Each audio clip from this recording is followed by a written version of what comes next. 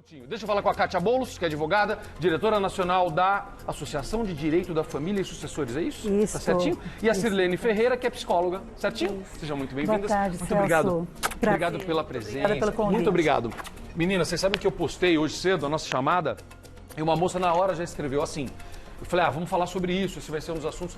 Ela já escreveu rapidinho, comentou em segundos. O meu ex-marido faz exatamente isso. É mais comum do que a gente imagina.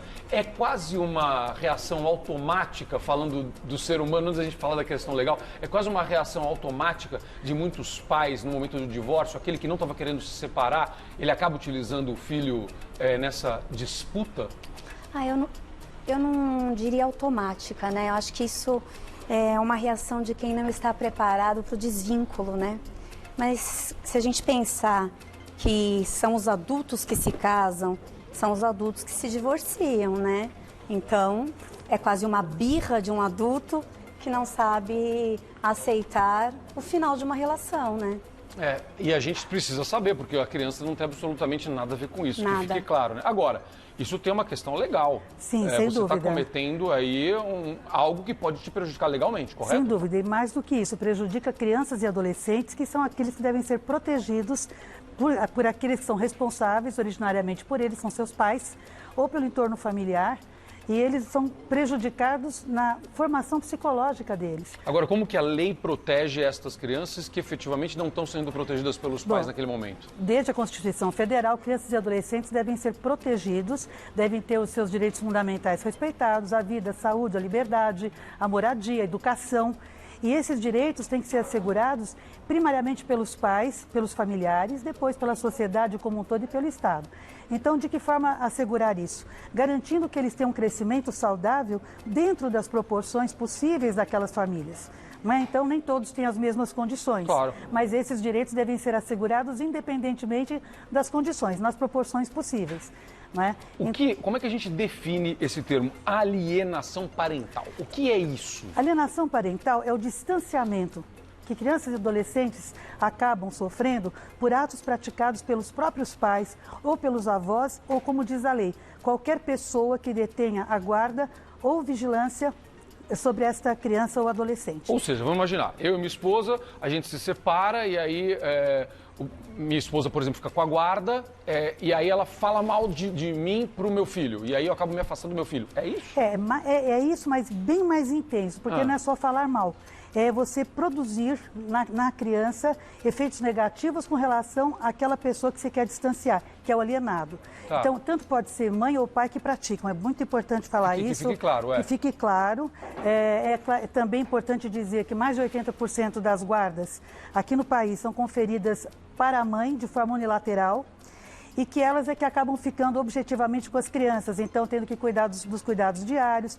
E no sofrimento, às vezes de, por exemplo, não receber a pensão que é devida ao filho, a essa criança, esse adolescente, muitas vezes acaba praticando atos assim de distanciamento, não deixa o pai ver porque não paga a pensão. Então essas situações, a doutora Sirlene até falou, não é que seja deliberada, é importante, Celso, falar que às vezes esses atos são praticados de forma naturalizada. Porque a pessoa pensa que está até protegendo o filho, dizendo, não vai ver porque não toma conta, mas em outras vezes também nós sabemos, quer dizer, formas de abuso, toda forma de abuso físico, psicológico, sexual, material moral e patrimonial podem ser praticados. E sabe quem são as vítimas? Crianças e adolescentes, que são seres humanos em formação. Quais são as consequências para uma criança, para o desenvolvimento dessa criança, quando ela passa por isso? Bom, as consequências podem ser várias, né? Mas é legal a gente pensar que uma delas, que é a mais importante de todas, é imensurável, que é o distanciamento de um genitor. Como é difícil você não poder se aproximar de alguém que tem por você um amor genuíno. Não é? Então, assim, a gente pode ter aí um adolescente depressivo ou até uma depressão na infância, pode. Isso tudo é tratável, mas a gente está falando, eu penso numa questão que é irrecuperável, que é o tempo. Essa criança nunca mais vai ter 2 anos. Ela nunca mais terá 2 anos. Ela nunca mais terá a primeira formatura. São coisas que são muito marcantes na vida, nas nossas vidas. Então, alguma patologia que pode ser tratada? tudo bem, mas e aquilo que ela nunca mais vai poder recuperar? Isso você não recupera mais? Não. Eu estava conversando outro dia com um pai e ele me disse assim, sabe, não existe para mim nenhum papel, nenhum juiz hoje que possa mudar a minha realidade. E foi algo muito forte para mim. Eu disse, mas por quê? Você vai poder estar com a sua filha?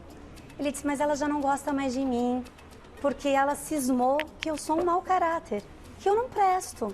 E aí ela vem com uma história de que, poxa pai, mas você não me deu o bercinho. E ele disse, você acredita que eu tive que ir atrás de provas? Que sim, fui eu que comprei o berço. Fui eu que montei o quarto dela. E ele disse, mas de onde veio essa história, filha? Então, algum adulto que vive no entorno dela, né? E ela revoltada, não quero mais falar com você. Você nem queria que eu nascesse. Meu Deus. Isso, Celso, é importante, se você me permite complementar. É muito fácil de identificar porque as crianças acabam reproduzindo frases que, para quem é psicólogo especializado, percebe que é uma reprodução daquilo que ouviu do adulto. Deixa eu só complementar e já aproveitar que você siga nessa mesma história, porque a minha pergunta é justamente essa. Como alguém que está próximo pode identificar que isso está acontecendo? De que forma pode ajudar? Professora na escola? Quem é que pode identificar e como? Isso é importantíssimo. É importantíssimo falar, porque os sinais são dados pelas crianças e adolescentes. As pessoas, às vezes, não estão antenadas nisso. Então, a criança começa a ir mal na escola, se torna muito agressiva quando não era, começa a se recusar a comparecer na casa da mãe ou do pai, dependendo de quem está alienando, dos avós, né? Isso quando não são os avós que praticam alienação também. A própria lei verifica isso, né? Porque não se dão bem com a ex-nora ou com o ex-genro. A criança pode... Nós temos casos estatísticos até de tentativas de suicídio. E isso é muito sério. Transtornos psicológicos, psiquiátricos, dupla personalidade. Então, isso tudo se verifica, as crianças acabam sofrendo isso. Pode acontecer de aparecer na hora e pode aparecer depois na vida adulta, quando essas pessoas já não querem mais ter relacionamentos estáveis, afetivos estáveis, não têm confiança na constituição de uma família, porque teve um modelo péssimo. E nós temos que lidar com isso no judiciário. E o judiciário é um local em que você há de convir que não é nada, né, vamos dizer assim, confortável. Porque isso. É o juiz, é o promotor, é o promotora. A gente adoraria que não precisasse chegar nesse ponto, não é? Mas essa é a proposta, prevenir. Você me permite falar? Por favor. Aqui em São Paulo, nós temos, por iniciativa da vereadora Adriana Ramalho, uma lei municipal, que é uma semana inteira, foi do dia 22 de abril agora até o dia 27, terminou no sábado, de conscientização e prevenção à alienação parental. Como a gente faz isso? Nós podemos prevenir a alienação parental. Então, esta semana toda nós estivemos nos equipamentos municipais, estivemos na FMU, de uma forma incansável, promovendo esse debate, promovendo o conhecimento para as pessoas que não têm conhecimento ou que às vezes enxergam de uma forma muito específica. Então, é o abuso sexual. Não. Abuso contra a criança acontece no momento em que ela já é privada de um crescimento saudável, por interesse de pais que estão brigando por patrimônio, estão brigando por quaisquer razão que seja. Um pai que faz isso, ele pode perder a guarda? Olha, aí é importante o que você falou. Para perder a guarda, é um processo numa vara de família especializada ou na vara civil onde não é especializada. Então, esse processo de guarda vai avaliar o quê? Quem é o melhor para poder deter entre o pai e a mãe, vamos falar dos dois originariamente, para poder dar as condições que a criança necessita. O ideal seria a guarda compartilhada, porque se pai e mãe tiveram esse filho, ambos são igualmente responsáveis. Como funciona hoje pela lei a guarda compartilhada? Outra pergunta ótima, porque nós desde 2008 já teve alteração do Código Civil para dizer, e depois em 2014, que a guarda compartilhada é a regra. Agora eu pergunto a você, a doutora Sirlene, será que todos estão preparados para compartilhar realmente, para somar esforços? Não é para dividir os dias, quem paga o quê? Nós vemos muito isso, há mais de 20 anos eu lido com isso. Quem vai pagar a pensão? Então, estar comigo não precisa pagar a pensão, não tem nada a ver. Criança precisa se alimentar, precisa estudar, tem direito à saúde. Então, fica aquela disputa como se a criança fosse um troféu, sabe? Não, muitas vezes eu já vi, infelizmente, eu já vi casos próximos de gente que vai em busca da guarda compartilhada com o único objetivo de economizar. Perfeito, Infelizmente. É triste dizer isso, mas eu vi isso acontecer com gente próxima. Digo com tristeza, de verdade. Mas com tristeza porque penso mesmo. na criança, no filho, na filha. Mas na prática, vamos pensar na guarda compartilhada. Já daqui a pouco tem pergunta do telespectador, já vou passar para vocês. Perfeito. Pensando na guarda compartilhada é ideal. Aqui a gente está falando do que a gente gostaria que fosse. Sim, o ideal. Né? O ideal o que é? A gente pensar na criança. Então, quando alguém inventou esse negócio de guarda compartilhada, eu imagino que tenha pensado na criança, certo? Pensou na criança e no adolescente, lógico. Perfeito. E seguiu a Constituição. Então tá tudo ótimo. Determina. Então como ela deveria funcionar a guarda compartilhada? Quais são as regras para isso ser colocado em prática? Tá, as regras são somar os esforços para proporcionar às crianças e adolescentes tudo o que eles têm direito. Então, assim, da melhor maneira, porque cada casal, cada família tem um sistema. Então, por exemplo, pode ser, ambos têm que decidir em conjunto o que é melhor para esse filho. Eles podem até divergir, mas tem que chegar no consenso, porque os pais se separam, mas os filhos são para sempre. E são dos pais. Então, né? Primeira coisa... Mesmo pai, mesma mãe. Não vai mudar isso. Isso, para a vida. Então, assim, essa consciência que esses pais têm que ter. Porque mas aí, por exemplo, reveza dia, essas coisas práticas. Pode assim. alternar dias, não confundir guarda compartilhada com guarda alternada. Você está prestando um grande serviço agora quando você informa a diferença. Qual que é? Explica. A diferença é, quando você fala em guarda compartilhada, pai e mãe decidem em conjunto tudo aquilo que é necessário para esse filho. Compartilhada. Isso é compartilhada. Tá bom. Podem alternar dias, ficar uma semana com outra. Cada família tem um sistema, alternando dias. Guarda e para aí agora. Peraí, que isso é muito importante. Parei. Já vou chegar na guarda. Tá. Isso é bom para criança, por exemplo, essa história? Sim. Assim, você, Ideal. uma semana com o pai, uma semana com a mãe, uma semana com o pai. Isso é bacana? Porque um amigo meu falou, mas eu acho que isso aí é confundir a cabeça do meu filho. Eu fico preocupado. E aí a mulher dele falou, não, isso vai ser bom porque ele vai conviver com nós dois. Esse é um casal diferente. Eles se entendem, eles estão querendo o melhor pro filho. Muito bem. O filho não vai conviver com pessoas estranhas, ele estará dividindo o tempo dele com o pai e com a mãe, que para ele é muito natural. Então não tem nada isso é uma coisa bacana, uma semana com uma Claro, semana é com ideal. outra. Isso é ideal. Não, uma semana com o outro depende da família. Pode ser, por exemplo, só na residência da mãe e a guarda ser compartilhada. Onde o menor vai ficar, a criança ou o adolescente vão ficar, vai depender do sistema de cada família. Pode até alternar semanas, desde que tenha consciência desses pais e dessa família, do entorno familiar, de que estão somando esforços para decidir a escola, decidir o médico, fazer tudo em conjunto, né? Da decisão em conjunto. Agora, guarda alternada, Celso, é outra coisa. É guarda unilateral, quer dizer, um dos pais é guardião e o outro é aquele que vai promover as condições, ele vai ter direito ele tem que fiscalizar como essa guarda é exercida, tá? E também vai auxiliar na pensão, vai auxiliar da maneira necessária. Guarda alternada é uma guarda unilateral para um deles só, certo? Durante um certo período. Depois desse período, o outro passa a ser o guardião único.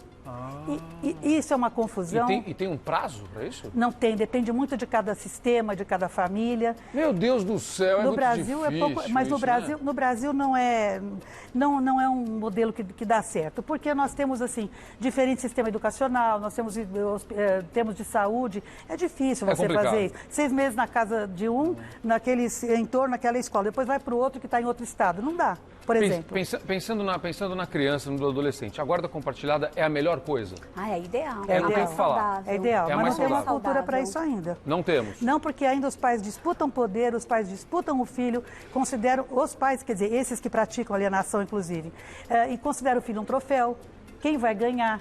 E outra coisa, as ameaças muito comuns, assim, vai divorciar? Então tá bom, vou tirar os filhos de você. Já ouvi isso demais. Você não escutou? Nossa. Todo mundo já viu uma situação. Sabe por quê, Celso? Porque assim, na hora que você fala para uma mãe, principalmente, você vai tirar os filhos dela, ela faz acordo da pensão, valor mais baixo, ela abre mão da pensão dela mesma, para não tirar os filhos dela. O que a gente mais escuta é isso. Vamos lá, tem pergunta do telespectador, vamos ver. Deixa eu ver que o nosso telespectador participando aqui.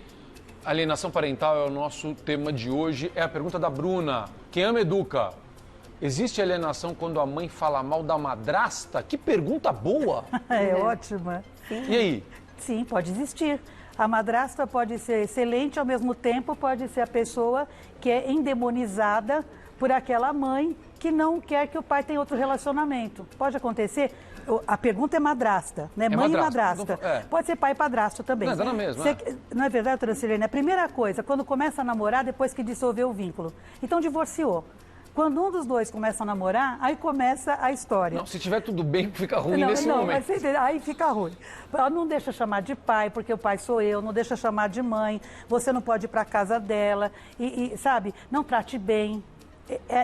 Não é só falar mal, é você industriar a criança para ter esse tipo de comportamento péssimo. A criança aprende a jogar com isso, sofre. Sabe o que eu já ouvi muito? E tem um caso que choca a gente, porque, enfim, é de pessoas que a gente conhece, acho que é um dos piores, depois da separação, a mãe falar para a filha, olha, seu pai tá com essa nova porque ele me traiu.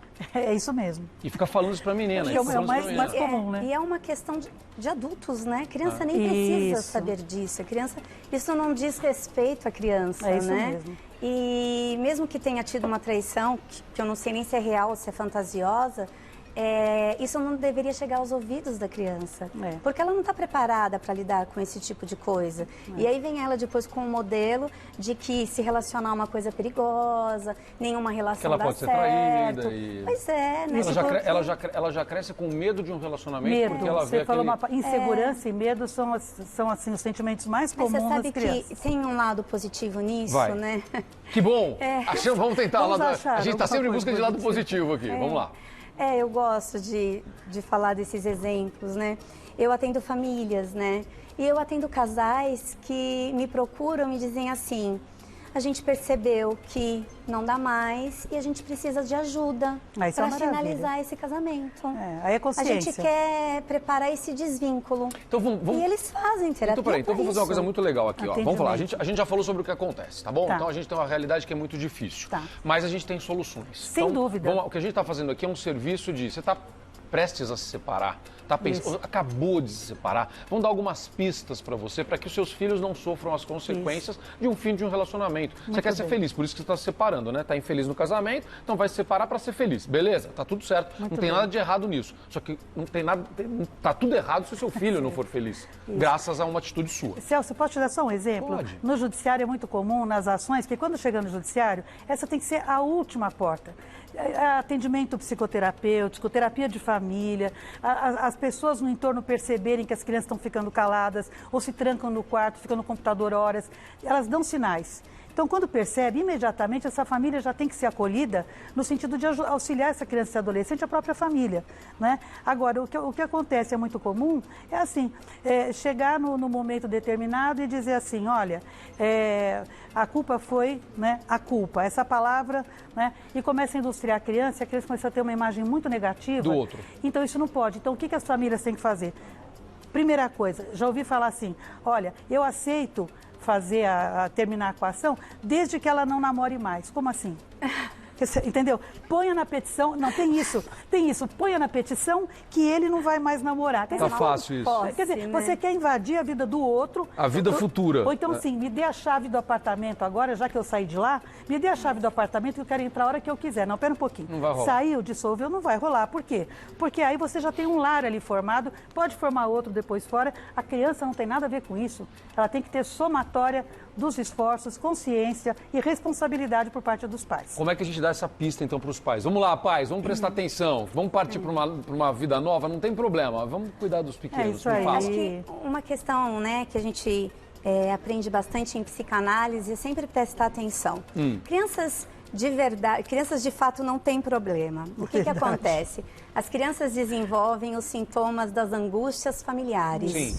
Então, uma criança vai mostrar que tem uma angústia nessa dinâmica. Perfeito. Então, ou ela vai ficar horas lá no computador, ou ela vai passar, vai mal na escola, né, ou ela vai ter os escapes do xixi, já está grande, está escapando xixi. É muito comum, né? regressão, os escapes, né? Exatamente. Então, assim, os filhos vão dar sinais de que algo não está acontecendo do jeito que era previsto, né? Da maneira mais saudável que a gente previa. Agora, a gente precisa também entender que quando tem esse tipo de problema, alienação, a gente está falando aqui de adultos que eu não sei se consegue olhar para o outro. Né? São adultos com um olhar muito de posse, né? É um olhar muito internalizado, eu não posso perder... Você acha que quando chega nesse ponto, já tem um pai fazendo isso, não vai ter uma solução amigável? Então, acho Não, que... pode ter sim, com tratamento, acompanhamento. Precisa ter o tratamento, especialmente com a consciência daqueles que atuam. Acho que é muito importante que o diálogo aconteça, inclusive, porque havendo menor, no judiciário você só pode ingressar acompanhado de advogado ou advogada. Então vamos lá, então deixa eu já falar isso. Vamos supor Certo. que a gente chegou nesse ponto, que eu não gostaria que ninguém chegasse, Tá, mas último- infelizmente é é uma último realidade, recurso. tá? Então chegamos nesse ponto, pra gente concluir aqui e dar um serviço. Se a mãe está vendo que o pai está fazendo isso ou vice-versa, tanto faz. Qual é a postura legal? O que deve fazer? O que pode ser feito para parar com isso? Bom, a lei vai punir quem for declarado alienador. Tá. Vai punir desde que Mas como multa... prova? O que faz? Não entendi. Como prova isso? Como é que como você prova? faz? Por diversas formas. Prova você É. pode fazer por essas mensagens que se troca, por publicações no Facebook, por depoimento pessoal, análise psicológica, os pareceres, porque no judiciário vão atuar os técnicos que auxiliam o Poder Judiciário, psicólogos e assistentes sociais. Então você já tira da esfera íntima da família e já passa para o Poder Judiciário, que vai lidar com a situação conforme as provas se apresentem. Uma Isso pergunta muito clara, direta e até um pouquinho perigosa, mas eu tenho que fazer. Se você perceber que não está tendo conversa, o melhor caminho realmente é ir para a justiça para já resolver isso e se não está acontecendo, não tem mais o que fazer. Eu já falei, pelo amor de Deus, não faz mais isso. E aí? Se as crianças estão em sofrimento, crianças e adolescentes, se já tentaram o recurso terapêutico, às vezes alguém se recusa. A última instância que se busca é o judiciário, tá? Chegou no judiciário, vai ter que dizer o que está acontecendo. Aquele que for declarado ou declarada alienador ou alienadora... Pode perder a guarda? No final pode até haver a suspensão da autoridade parental, mas começa por uma declaração, por uma advertência. A lei dá escalonamentos, pode haver multa, pode haver fixação de domicílio, porque às vezes foge com a criança para o outro não ter acesso. Isso é muito comum, é uma forma de alienar esse afastamento. Então aí o juiz fala, não, vai fixar aqui, vai ser aqui o domicílio. Porque Tem aí gente que muda de sabe onde país, tá. menina. Vai embora, Agora, aí o pai e a mãe não tem dinheiro para ir visitar o filho nunca mais. Sabe o que é importante que você falou, Celso? Esse mudar de país assim. Dentro do território nacional, os pais, pai e mãe, podem circular tranquilamente com os filhos, sem autorização do outro necessariamente. Basta que um autorize. Para o exterior, há necessidade de autorização dos dois ou que o juiz supra essa autorização se um dos dois não der. Tá. Então, só se for de forma, vamos dizer assim, né? Infelizmente acontece, né? Vamos falar o que é verdade. Na prática, é o que você está dizendo, né? Eu já vi algumas vezes. Gente, adorei receber vocês aqui. Esse assunto, claro, poderia se estender durante muito mais tempo, porque ele é importante, mas eu acho que a gente tem que deixar um recado aqui. A justiça é uma alternativa que eu considero a última, a gente gostaria que não chegasse lá, mas tenha consciência disso. Você está terminando um relacionamento é porque deu errado. Nesse momento. Até aqui estava dando certo, mas agora deu errado. Tá tudo bem, não tem problema. Você quer que fique bem pra frente, não é? Você quer uma vida nova, você quer que continue. Pensa no seu filho, você quer que ele tenha uma vida boa, né? Se vocês se encontraram e tem um fruto desse relacionamento, em algum momento aquilo deu certo. Se agora não está dando certo, não tem que dar errado pro resto da vida, nem para você e nem para ele. Então vamos ter consciência muito disso. menos pras crianças, vamos pensar adolescentes, nisso, vamos pensar nas crianças e nos adolescentes, para a vida seguir bem, né? Quem quiser entrar em contato com vocês, como é que encontra? Rede social, como é que é? Me dá uma pista aí. Pode ser no www.adfas. ATFAS? Associação de Direito de Família e Sucessões. ADFAS. ADFAS? Isso, .org.br. Tá bom. O meu é sirleneferreira.com.br. sirleneferreira.com.br. Gente, muito obrigado. Adorei receber vocês. Nós Obrigado, papo ótimo. Obrigada, Celso. Muito obrigado. Ó.